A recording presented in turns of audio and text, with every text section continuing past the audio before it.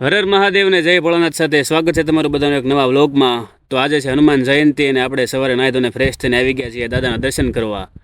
તો કમેન્ટ બોક્સમાં તમે જય શ્રી રામ લખવાનું ના ભૂલતા. તો દાદાના દર્શન કરીને આપણે આવી ગયા છીએ આપણા ગામથી 1 કિલોમીટર દૂર શીતળા માતાજીના મંદિરે. કેમ કે ગ્રામજનોએ મહાપ્રસાદનું આયોજન કરેલું હોય અને અમારા આખા ગ્રુપને સેવા આપવાની હોય, તો અમે બધા આપણા દોસ્તો સાથે આવી ગયા છીએ અને સેવા આપવા માટે. આવી રીતે સૌપ્રથમ પહેલા તો કચરો થોડોક ભેગો કરી લીધો, કારણ કે બહુ ગંદકી જેવું લાગતું હતું. હવે આ કચરાને બાળવો પણ પડશે. આપણા ગ્રુપ તમે જોવો છો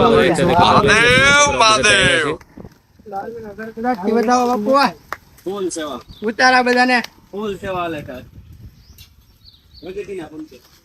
હવે આ કાનાનો વ્લોગ છે ને મિલિયન માં હાલ છે બાપુ. ક્યાં હાલ છે? હા યાર પછી પણ હમણો મારશો ને આ બરોબર જાવ ઈ બરોબર ભાઈ. હાલો ના ના ઘરે નો જાવ. જમવા ને લાય બરાબર ને ધજા ચડાવો. ધજા ચડાવો તમે જે હોય બધા ધજા ચડાવવાનો જ છો. ફોન કરતો જે હોય બધા ધજા ચડાવવાનો જ છો.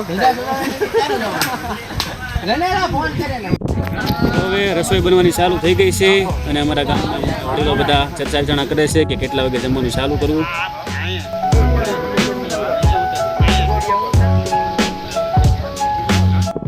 તો હવે ગ્રામજનો માટે પીવાનું પાણી આવી ગયું છે અને આપણે આપણા ગ્રુપના સભ્યો સાથે આ પાણીને ઉતારવું તો પડશે જ. તે નીચે એક સારી જગ્યા તો ગોતવી પડશે, કઈ જગ્યાને રાખવું.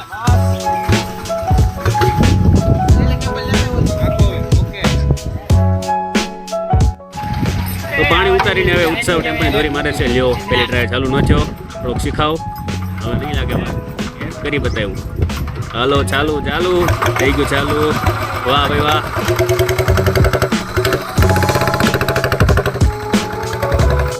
તો જયુભા ટેમ્પો પર બેસી ગયા છે, પણ આ શું ઉત્સવ ટેમ્પો લઈને ક્યાં જાય છે? એને પણ આવડી ગયો લાગે ટેમ્પો. અરે આ ડ્રાઈવર તો એમ કે છે મારો ટેમ્પો કોણ લઈને જશે? અરે ઉભો રે ક્યાં જાય છું? અહીંયા કામની તાણ નથી ને આ લોકો જે કચરો સળગાવવામાંથી ઊંચા નથી આવતા. કામ થઈ રહ્યું છે,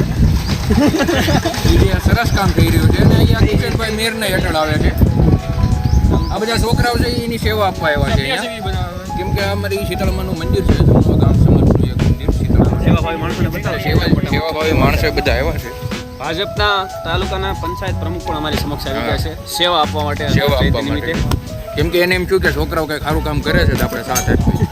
શરૂઆત તો અમે કરી હતી માહિતી આવી. તો હવે જમવાનો સમય થતો આવે છે એટલે ગ્રામજનો હવે જમવા માટે આવશે. તો આપણે બધાને બેસવા માટે થોડીક પાથરણાની વ્યવસ્થા કરી દઈએ.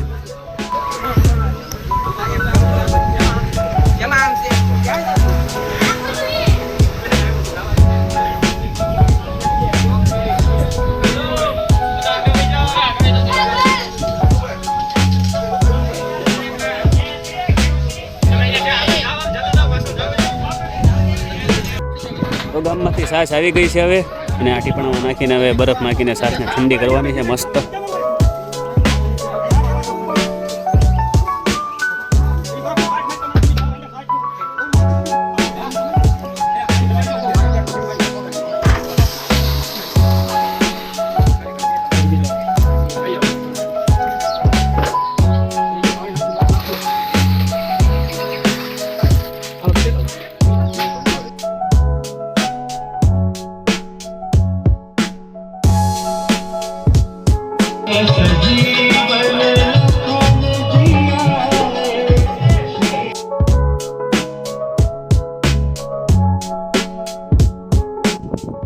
ગામના વડીલોએ તો અહીંયા બીજો એનો પોતાનો છોરો બનાવી દીધો છે. આ લાડવા કાલે રાતે 12 વાગ્યા સુધી બનાવ્યા હતા.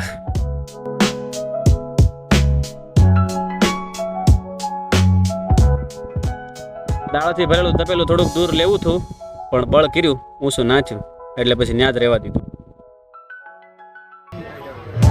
બંને લાવે જલ્દી આયા.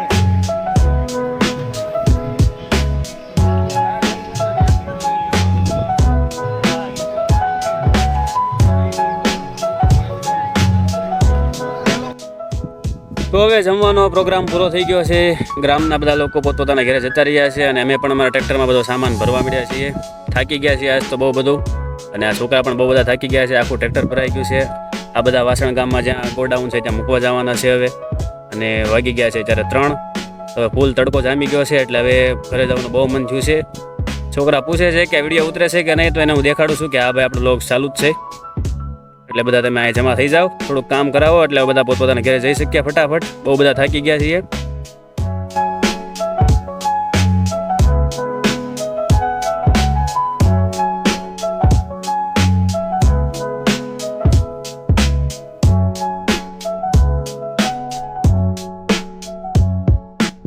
તો વાસણ ટ્રેક્ટરમાં ભરાઈ ગયા છે અને ટ્રેક્ટરના ડ્રાઈવર એમ કહે છે કે હજી થોડુંક ખમવું છે, પણ છોકરા કંટાળી ગયા છે. તો બધા એની પાસે કહે છે કે ચાલુ કરો, ઘરે જવું છે. ને જઈ તો કંઈક અલગ લેવલનો જ કંટાળી ગયો એવું લાગે છે મને. એમ છે એ ટ્રેક્ટરનું ડ્રાઇવિંગ કરવા મળશે. અરે આ થોડી નાખવાનું લાગે ટ્રેક્ટર આખું. હવે સાઉન્ડ વાગે છે, આપણે બધા ઘર બધું જઈએ. હવે ઘરે જવાનો સમય થઈ ગયો છે, ફૂલ જ થાકી ગયા છીએ બધા. ચાલો બેસી જાય બધા, ચાલો બધા બેસી જાઓ.